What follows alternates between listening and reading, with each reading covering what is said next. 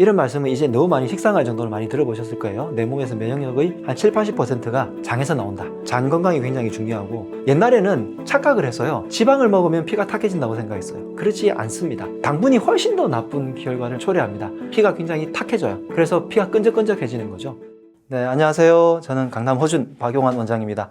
한의사이기도 하고 방송도 나가고요. 그리고 강연도 하고, 최근에는 인플루언서로 활동을 하면서 많이 알려져 있는데요. 진료의실에서는 치료로 건강을 책임지고, 강의나 인플루언서로서는 사회적인 건강을 책임지는 한의사 박용환 원장입니다. 반갑습니다. 보통 면역력이라고 한다면 여러분들은 뭘 떠올리실까요? 지금까지의 면역력이라고 한다면 대부분 다 방어하는 것에 대해서 초점을 좀 맞췄을 것 같아요. 우리가 면역력을 단순하게 방어하는 것으로만 생각한다면, 혹은 접종을 해서 이것을 방어해야 된다고만 생각을 한다면 할 수 있는 게 없죠. 뭔가 바이러스가 들어오고 나서 혹은 세균이 들어오고 나서 나를 방어하는 게 아니라 그 전에 방어력을 키우는 것이 면역력이라고 생각합니다. 속에서의 어떤 세포상에서가 아니라 내 생활에서 면역력을 키울 수 있다는 거죠. 그것을 한의학에서는 기와 혈이 조화를 이루는 상태라고 얘기를 합니다. 기운이 늘어나고요, 혈액순환이 잘 되게 되면 대부분 아까 말씀드린 T 림프구 혹은 대식세포, 백혈구 이런 애들이 훨씬 더 활성화가 좋은 상태로 변하게 돼요. 기력을 키우고 혈액순환을 시키면 이런 애들이 미리 방어력이 좋아진다고 생각한다면 생활에서 할 수 있는 게 너무너무 많으실 거예요. 면역력이라고 한다면 장 건강이 일단 중요하고요. 아마 이런 말씀은 이제 너무 많이 식상할 정도로 많이 들어보셨을 거예요. 내 몸에서 면역력의 한 70~80%가 장에서 나온다. 그래서 장 건강이 굉장히 중요하고, 두 번째는 체온 유지가 굉장히 중요하고요. 세 번째는 자율신경이 안정되는 것이, 이 세 가지가 다 조화를 이루는 게 좋습니다. 근데 그 중에서 장 건강을 한번 살펴본다면 장에서 나온 결과물을 살펴보시면 돼요. 장에서 나온 결과물이 응가죠. 네. 그것의 상태가 첫 번째 횟수예요. 하루에 한 번은 꼭 보셔야 돼요. 어떤 분 중에 이틀에 한 번 보는데 저는 뭐 전혀 문제가 없어요 라고 얘기한다면 장 무력증인 거예요. 변비 중에서 힘들게 보는 변비가 아니라 장 무력증인 분이 있는 거죠. 그리고 하루에 2~3번씩 가는데 2번까지는 갈 수도 있어요. 그런데 3번 이상을 가시면 장이 예민한 거예요, 거꾸로. 그래서 밥 먹을 때마다 간다. 이것은 과민성 대장 증후군의 한 종류입니다. 그래서 첫 번째는 횟수, 두 번째는 변의 굵기요. 굵기가 너무 단단하다면 변비일 거고요. 너무 심하게 물다면 설사 쪽이겠죠. 그래서 그런 것들이 아니라 적당하게 바나나 형태처럼 형태가 있어야 되고요. 세 번째는 색깔을 보시면 돼요. 색깔 아시죠? 갈색이 조금 들어가 있어야 돼요. 황금색 변을 좋다고 하시는 분들이 간혹 있는데, 성인들은 황금색, 노란 변이면 영양실조인 상태예요. 오히려 살짝 갈색, 우리 어릴 때 크레파스 빌려달라고 할 때, 야, 그 똥색 달라고 했을 때 그 색깔이에요. 그 색깔이 있어야 돼요. 그런데 너무 녹색이거나 너무 붉은색, 피가 묻어 있거나 시커먼색이 나오거나 하면 장에서 문제가 생긴 신호들입니다. 그래서 변을 먼저 살펴보시는 게 장 건강을 살펴보는 거고요. 두 번째로 체온을 살펴볼 수는 있는데, 체온계를 재면 좋은데요. 체온이 몇 도라고 생각하세요? 36.5도라고 생각하는 것은 아마 어릴 때부터 맨날 사진산다형으로 내 몸의 온도가 36.5도야 라고 하면서 입력된 숫자일 거예요. 실제로 재보면 많은 분들이 저체온증에 살고 계십니다. 체온이 떨어지면 그만큼 면역력이 훅 떨어지거든요. 그래서 체온을 어느 정도로 일정하게 유지시키는 게 중요한데, 살펴보시려면 체온계를 자꾸 재보시고요. 겉의 체온이랑 속의 체온이 조금 다르니까 알고 비교를 해보시면 좋겠습니다. 자율신경을 살펴볼 수 있는 가장 중요한 포인트는 수면이에요. 수면의 질이 일정하게 깊이 잠들면 자율신경이 그닥히 나쁜 건 아니에요. 그런데 수면하다가 자꾸 깨거나 수면 도중에 깨서 어떤 일이 벌어지거나 깼는데 5분 이내로 잠이 안 들거나 한다면 자율신경도 안정이 안 된 상태일 거예요. 물론 여러 가지 경우들이 많겠지만 일단 체크해 볼 수 있는 아주 쉬운 방법이 그런 세 가지를 한번 여러분들이 살펴보시면 어떨까 합니다. 차이요. 황금색 변은 이렇게 누른 것 같잖아요.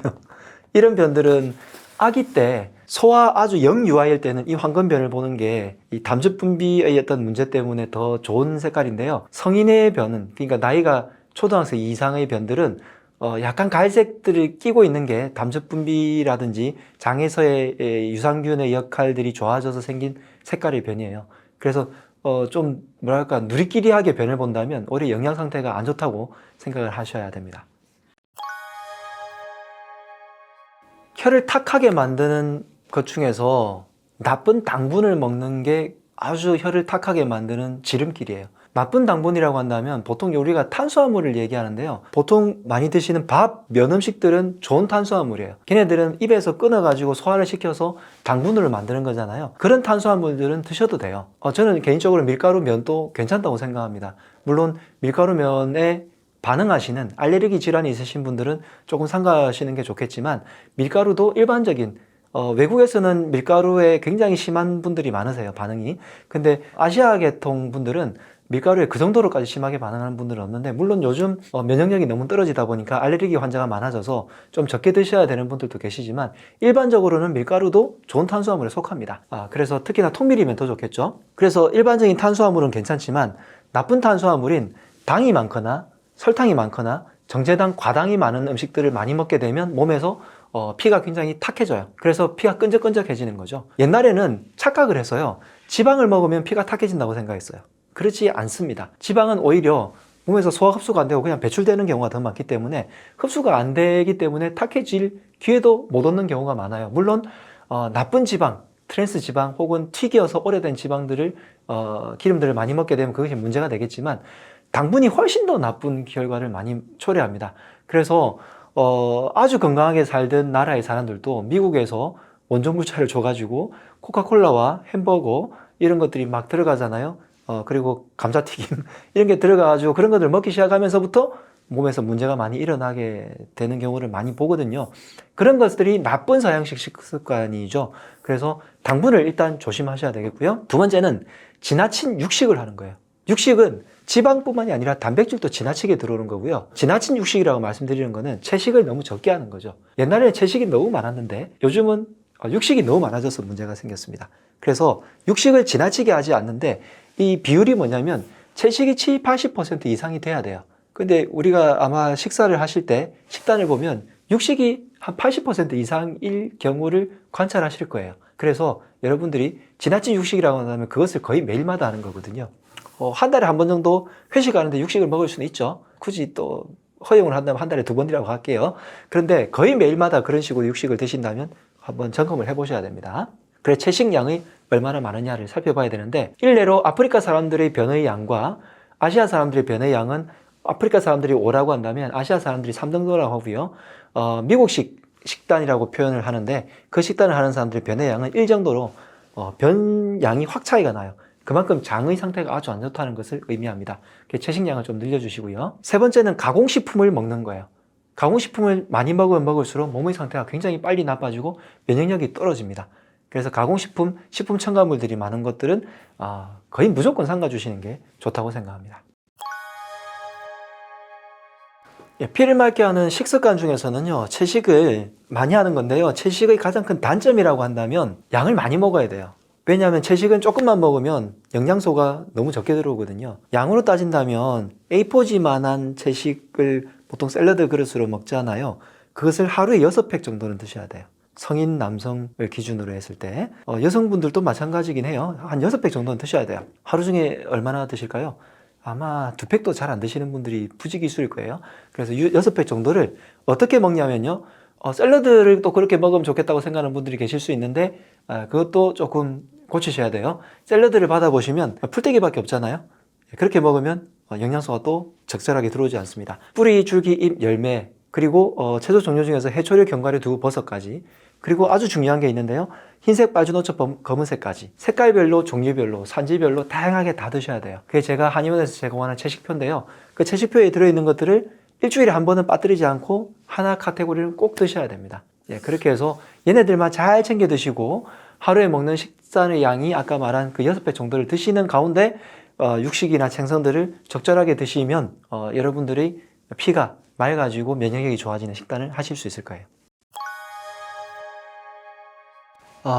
비염을 생각한다면 비염이 어떤 병인가요? 코병인가요? 아니면 몸의 내부적인 병 같으세요? 많은 분들이 비염이니까 코의 병이라고 생각할 건데요, 그렇게 생각하니까 비염이 안 고쳐지는 거거든요. 비염은 결과적으로는 코의 병이지만 그 원래적인 원인, 근본적인 원인을 생각한다면 몸의 내부의 면역 문제입니다. 내부라고 한다면 장 기능이 굉장히 중요하고요. 체온 조절이 돼야 되고요. 자율신경이 조절돼야 돼요. 장 기능이 나빠지니까 장에서의 점막들에 있는 염증들이 타고 올라와서 코에서 반응을 일으키는 거고요. 체온이 조절 안 되니까 몸이 저체온으로 빠지니까 위쪽에서는 상대적으로 열이 떠서 염증이 자꾸 생기는 결과가 발생하고요. 자율신경이 안 좋으니까 뭔가에 의해 가지고 자극을 받을 때마다 반응을 하게 되는 거죠. 그래서 비염은 코만 자꾸 치료하는 게 아니라 몸속의 면역력을 치료해주면 비염이 다 나아요. 완치되는 분들 참 많아요. 그래서 비염을 코의 문제만으로 생각하지 마시고 몸의 문제라고 생각을 하고 적극적으로 몸 전체를 다 봐주시는 치료를 하시면 나아집니다. 근데 그것은 치료 영역이고요. 그러면 장 건강을 하기 위해서 혹은 자율신경을 좋게 하기 위해서 어떤 걸 해야 되느냐? 그러면 또 전체적인 생활 루틴들이 나와야 되는 거죠. 첫 번째가 아침 식사를 꼭 하셔야 돼요. 그래야 아침 식사를 해야지 몸의 신진대사도 좋아지고 장 건강도 좋아지겠죠. 그리고 아침 식사를 할 때 좀 전에 말씀드린 채식들을 골고루 다 해주셔야 돼요. 빨주노초, 파남보, 흰색, 검은색까지 뿌리줄기, 잎열매, 해초리, 견과류, 버섯까지 종류별로 채식들을 다 먹어주는 것을 아침에 좀 가급적이면 여러 가지를 섞어서 해주면 좋겠습니다. 그리고 체온을 올리기 위해서 운동을 해주셔야죠. 비염 치료를 할 때요. 특히 상체 운동을 많이 해주면 비염이 조금 더 빨리 낫는 경향이 있고요. 비염이 나았을 때 유지하는 것은 하체 운동이 됐을 때 유지가 좀 잘 되는 경향이 있어요. 그것은 원리를 생각해 보면 충분히 알 수 있는데 운동을 한다는 것 자체가 내 몸의 체온을 적절하게 올릴 수 있는 그리고 근력이 있으니까 혈액이 보존되니까 체온이 유지될 수 있는 방법이 되거든요. 그렇기 때문에 비염이 더 빨리 낫고 유지가 될 수 있습니다. 그리고 잠을 충분히 자야 돼요. 8시간 정도. 그렇게 되면 비염이 또 자율신경이 좋아지니까 비염도 더 빨리 좋아질 수 있죠. 물론 생활 환경도 굉장히 중요해요. 여름에 비염이 안 낫는 분들은 에어컨을 많이 쐬서 그래요. 체온을 자꾸 떨어뜨리거든요. 그리고 아침 식사를 안 하고 아침에 찬물 드시잖아요. 밥 먹기 전에 찬물 자꾸 드시잖아요. 여름철에 아이스크림 퍼먹잖아요. 비염 안 낫습니다. 그래서 그런 안 좋은 식습관들 자꾸 하시게 되거나 안 좋은 생활 습관들, 내 몸을 차게 하는 생활 습관들, 그리고 스트레스를 많이 받는 습관들, 생활 환경에서 먼지가 자꾸 나는 곳들이나 반려견을 키우신다거나 이렇게 하시는 분들은 비염이 안 낫겠죠. 그래서 안 좋은 것들을 자꾸 하게 되면 낫게 할 수가 없어요. 이런 것들을 차단하고 난 다음에 좋은 것들을 곁들이시면 비염도 분명히 나아지실 거예요. 비염은 코의 문제가 아닙니다. 몸 안의 면역 문제입니다.